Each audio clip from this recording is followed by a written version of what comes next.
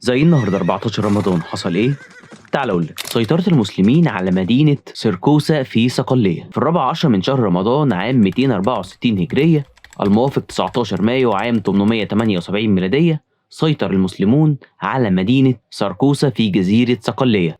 تولي تومان باي حكم مصر في مثل هذا اليوم 14 من رمضان عام 922 هجرية الموافق 11 من أكتوبر عام 1416 ميلادية. ولاية السلطان تومان باي الحكم في مصر بعد مقتل السلطان المملوكي قنصوة الغوري في معركة مرج دابك، وهو آخر سلاطين الدولة المملوكية. وبرحيله سقطت الدولة في قبضة العثمانيين، وأصبحت مصر ولاية عثمانية بعد أن كانت مقر للخلافة العباسية الثانية.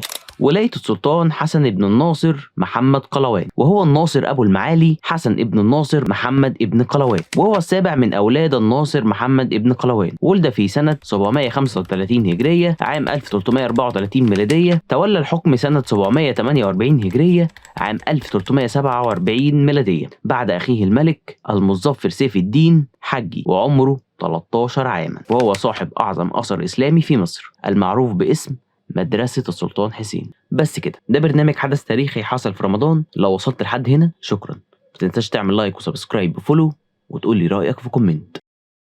سلام.